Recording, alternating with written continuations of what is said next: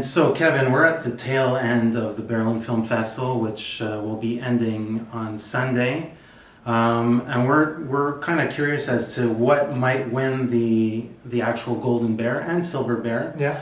Last year, Synonym, which was a really original, unique film, took the top honors.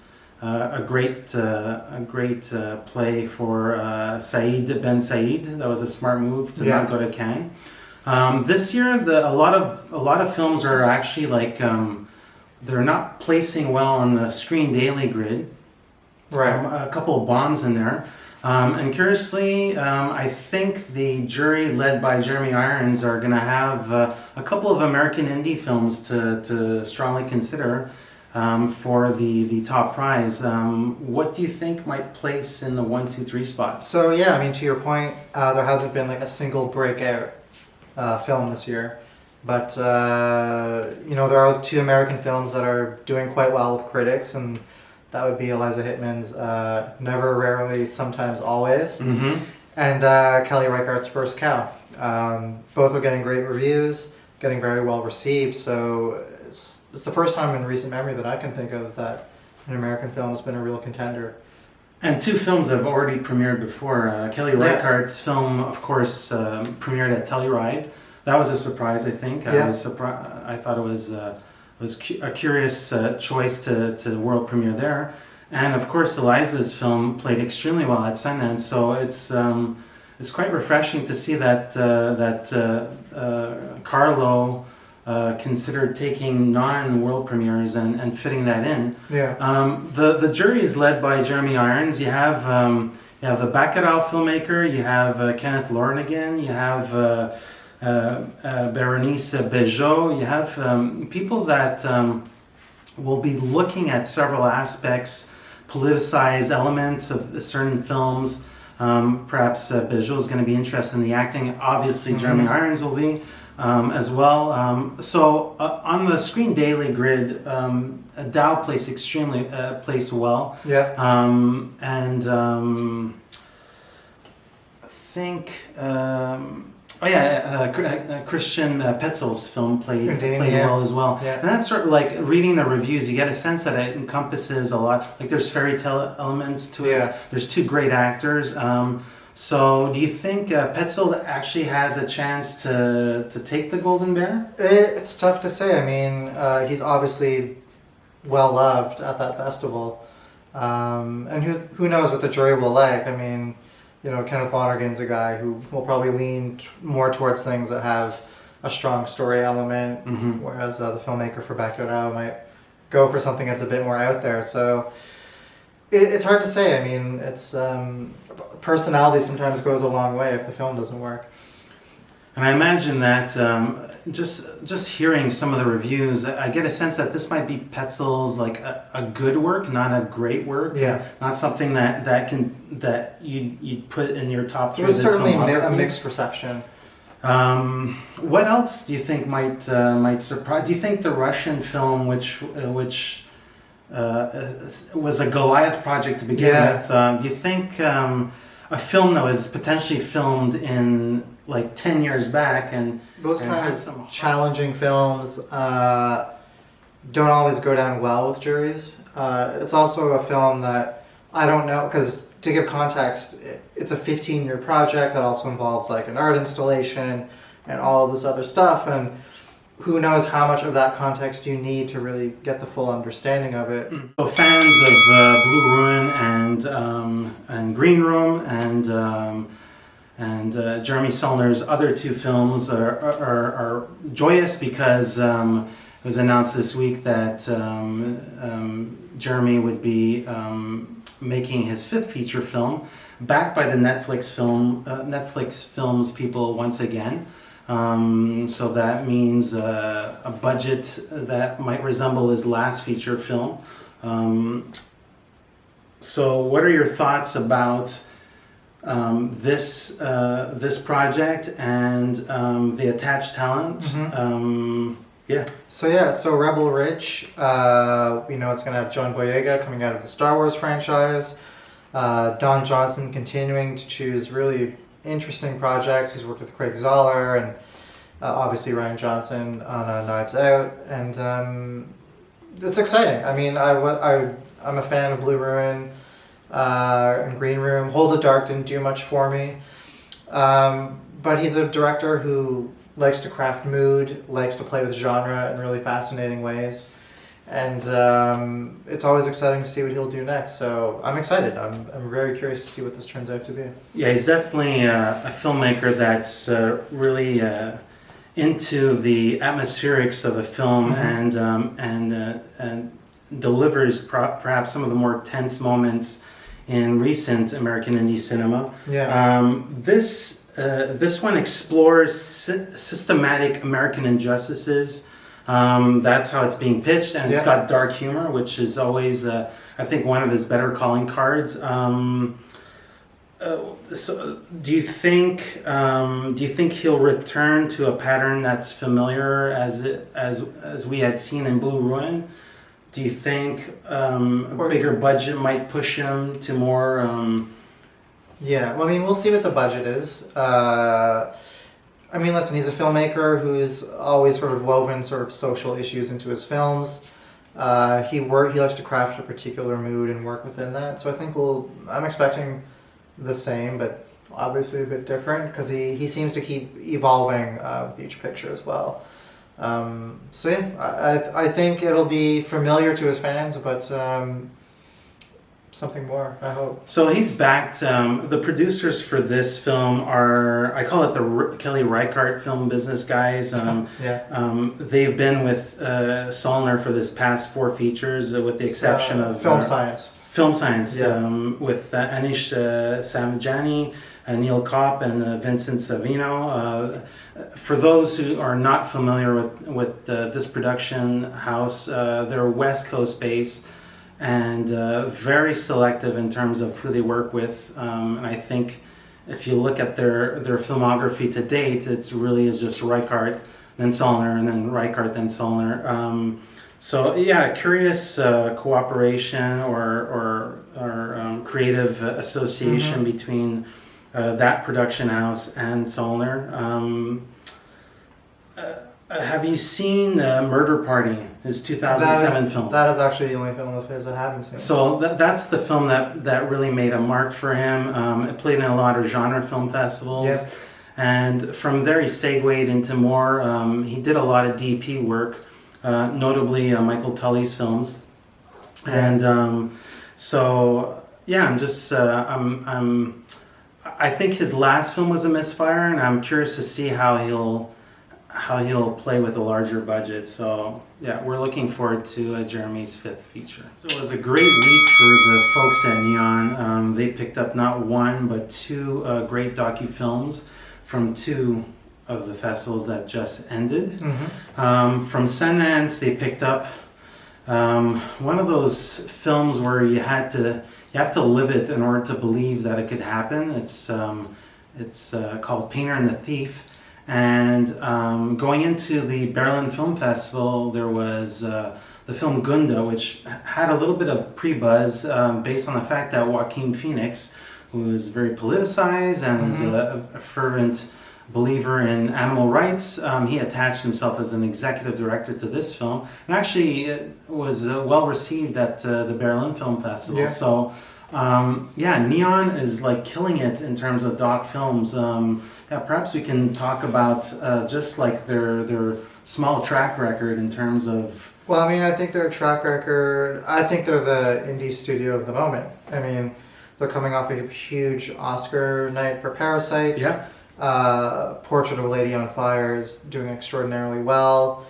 They're the place where filmmakers want to be. I mean, they're really repping them really well. They know how to position the films, and they're taking, quote unquote, risks with these kind of documentaries, which on paper seem a bit niche. They may not seem like they have a wide audience, but as they've proven, they can find a way to get it out like there. Old stock footage from for the Apollo mission launch, and an old lady who gathers honey. Who would have That's thought? right, yeah. Who would have thought that those 2 films might play? Apollo 11 and Honeyland. Yeah. Yeah, and Honeyland got an Oscar nomination. Which is fascinating. So, Yeah. Neon, their previous docs, they began in the docu business, if you will, with the movie Risk. Right. And then you have Three Identical Strangers, Amazing Grace, and The Biggest Little Farm. So they treat every single doc film as an IP, as an IPO, I should say. And they're able to go and gather and find that audience. So I'm really enthusiastic about what they might do with these two films.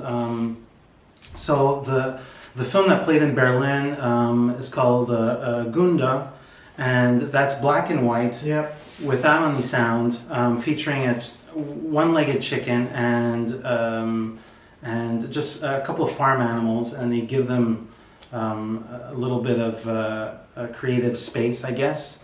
That filmmaker did a quail. Aquarella or whatever. I can't pronounce it either. That was a TIFF selection. Yeah. So that filmmaker is actually a buzz docu-filmmaker as we speak. In terms of the Sundance film, I happened to catch it very, very late in the film festival. The Painter and the Thief is asked the question, what would you do if you were able to meet the person who took your art away? Mm-hmm. And the film goes in relationship territory, pivots, flips the script, and it's quite a fascinating tale about the human condition. Right. And it just so happens that they build a really distinct rapport that is easily describable, but then unimaginable. So, Benjamin Lee, you're going to want to look out for Benjamin Lee's film and this black and white film with farm animals that got the thumbs up from Joaquin Phoenix. So probably film festival, fall film festival play. So look out for those. Really cool news for a filmmaker who is relatively new and that I quite appreciate. Mm-hmm. She saw her first film premiere at Sundance, and she actually got the Criterion Collection treatment, which is kind of cool. And she did the Fugue, which was at the Critics Week, I think 2 years later. So we're speaking about Agnieszka Smoczynska. I probably mispronounced her name, but anywho, it's the filmmaker for The Lure. And she's boarded a project that she was sort of in the early stages of financing, and she's setting sail fairly soon as they announce some casting news. Yep. But also we get a sense of the production team as well. So the Silent Twins, you read up on the premise slightly. What are your expectations for this book to film project? It's a fascinating story.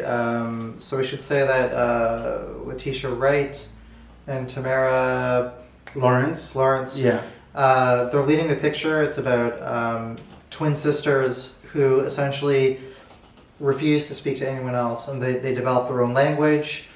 They don't talk. They refuse to talk to anyone else. And I guess you can look it up on Wikipedia, and we'll get into quote unquote spoilers. But their life goes down some very interesting roads. The film speaks a little bit to the immigrant experience, to mental health issues. So it's a fascinating new direction for the filmmaker, and one that brings her probably to a bigger audience. So perhaps it'll harken back to that special chemistry that we saw with the two actresses in The Lure. Yeah, that special connection, especially if they're in their own isolated world amongst a populace. I think it's a curious a casting choice. I was wondering if you could delve more into what you think about that on-screen chemistry. They're both rising actresses. It's a story from a very unique perspective, not just about twins, but also about, people of color navigating their way. They're already sort of marginalized, and then you add an extra layer on top of that. So that's going to be something fascinating from a thematic level to play with. So there's a lot of potential. And again, a fascinating story. and it'll be interesting to see how it develops and plays out. So we have on board, from the producer team, we have Anita Gao, who was one of the people on The Farewell. And we have one of the producers for High Life. So it comes with some auteur cred clout, if you want to call it that. Yeah. But also it's fun to see a filmmaker less than a decade into her filmmaking career already jumping into an English language project, perhaps bigger budgeted, and probably shoot in the US perhaps sometime this summer. It wasn't mentioned in the trade, but yeah, just really refreshing to see a filmmaker get this many chances at bat. Well, I mean, she's established her voice. I think this film will continue to speak to her unique perspective. Mm-hmm. That's the nice thing. I think she's moving to a bigger canvas, maybe slightly, but I think the story is still very true to the sort of things as a filmmaker that she's interested in. So maybe some Josephine Decker qualities there or something. perhaps. And with the end of the Berlin Film Festival, so goes the European film market. One of the bigger deals to come out of the fest, or the market I should say, is a Netflix deal that bought a prepackaged, I think film that was going into pre-production project called The Good Nurse. And that's what the filmmaker is actually one of my favorites, but he sort of like lost his way. Perhaps we can look at his trajectory before delving into why this project. Tobias Lindholm gave us R, gave us A War and a Hijacking, relatively short span. So what are your thoughts about some of his films and perhaps where he went afterwards? Well, he's a filmmaker that's always been very interested in like morals, Yes. people's morality and what they do and faced with particular situations. And he's also been a long-time collaborator with Thomas Vinterberg. So, I mean, his directorial work has always been very strong, very interesting. It has been quite a few years since his last feature, but it seems like the stars have aligned here. He has Jessica Chastain, he has Eddie Redmayne, he has Netflix in his pocket, so it looks like he's got a lot of momentum for what could be a very big breakout film for him. So he was, as you were saying, Vinterberg, he actually went behind the scenes and helped write The Commune and Druk, which is the word for drunk, I think, and which we both think is probably going to play out at the Cannes Film Festival this year. But yeah, he sort of like went behind the scenes, went into more writing, a screenwriter role, and I think he's always bounced a little bit back and forth. I have the sense that he sort of like shepherded his directorial stuff carefully, while the screenwriting sort of helps, keeps the lights on a bit. But either way, like his work in both fields is always very compelling. So let's delve into the actual project, The Good Nurse. The lead character is Charlie Cullen, a nurse, and he happens to be one of the more prolific serial killers in history. So let's talk about the complexity behind this character. He's also referenced as the Angel of Death. So what should we expect from Eddie on the big screen with a dual character like this? I mean, it's a serial killer role. It's something that's all actors seem to relish playing. It's always a lot of fun. But I think Lindholm, knowing his past work, it's going to be something different. It's not going to be your typical kind of, Zodiac, or actually Zodiac's not a typical serial killer film, but you know what I mean, like your typical kind of serial killer flick. I think it's, again, going to speak to more morality, the choices we make between life and death, who gets to make those choices. At least that's my surmise. A more complex psychological portrait. Exactly. What do we know about, this took place back in, I have no idea what year, but this is like retro a bit. So I'll give him a period setting to play with, I suppose, but I think his interest is always still in character. and that's where the strength of the film will be, I think. 300 patients over 16 years spread across 9 hospitals in New Jersey and Pennsylvania. So he'll be fitted in the outskirts or the suburbs of some U.S. cities there. So it'll be a nice. So in smaller American indie film news this week, there's a title that came to surface called Shelter, a generic title. If you were to ask me. You don't want to look up the word shelter in IMDb. You'll find about a gazillion entries. What I'm curious about, or what I find interesting about the project, is the producing team and also the location of the film. So we have producers from Mandalay Pictures. We have Jason Berman, who is fresh out of Sundance with the movie 9 Days, and that played well. That was a crowd pleaser. We also have Bradley Pills, who did Seaberg and The Wolf Hour by Alistair Griffin Banks. So there's a fun producing team there, and I'm curious as to their selections in general. Mm-hmm. And so this is a sophomore feature from a filmmaker named Jen Gerber. And so she's done several short films in the past. She's also she did a queer film in 2017 called The Revival. So I'm actually quite enthusiastic about the location, the setting, and the acting duet or team that she put together here. So Melissa Leo is a part of the twosome, and so is Zazie Beetz. So some interesting choices there in terms of casting and location. What are your immediate thoughts for this film that will certainly be a possibility for Sundance 2021, if we could think that far ahead? I mean, sure. I mean, I haven't seen the filmmaker's work, so all I can really go on is Melissa Leo and Zazie Beetz. Yeah, it's a great combo. We'll see what comes of it. It's one of these films that I think you sort of keep an eye on, and if it does get into Sundance, that means it's probably something you want to set aside a ticket for when you get to Utah. So we'll see what the development's like. And the interesting thing too is that Sam Rockwell is endorsing the picture as an executive producer. So clearly, it seems like the material has some kind of buzz, some kind of weight behind it, at least within the industry. So it's no small feat to get Melissa Leo or Zazie Beetz either, who are both. Zazie Beetz is certainly rising. She's coming off of Joker. Yeah. Melissa Leo is always a boon to anything she's in, so a lot of potential. So, Gerber, I had just briefly researched the filmmaker, and she adheres to, or especially liked, American Honey, The Florida Project, and Winter's Bone.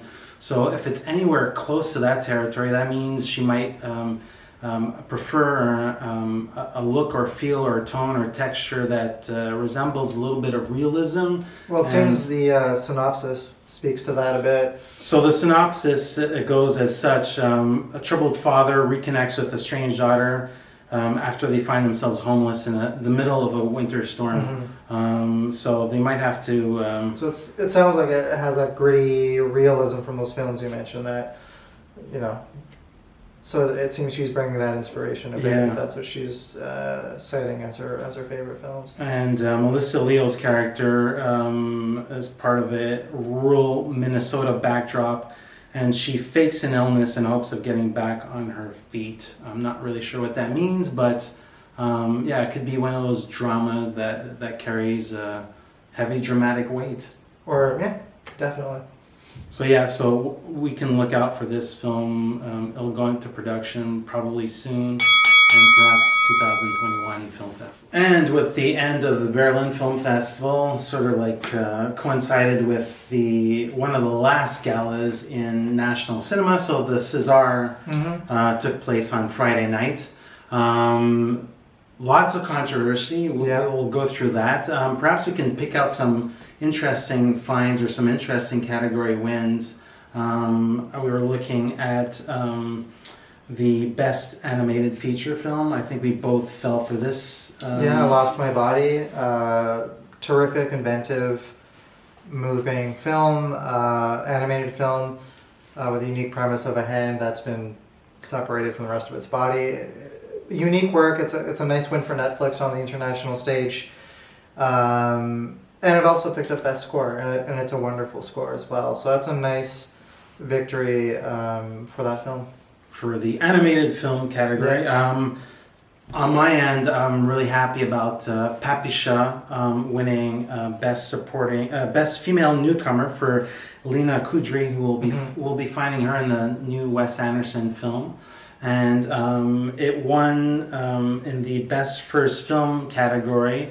Monia Medor actually beat out Leiji Lee's film and Mati Diop's film. So that was perhaps an upset, if you want to call it that. Are you surprised by the backlash concerning Polanski's film? Are you surprised that it actually won? It picked up Best Director and Best Adapted Screenplay and Best Costume, I believe. Yes, yeah.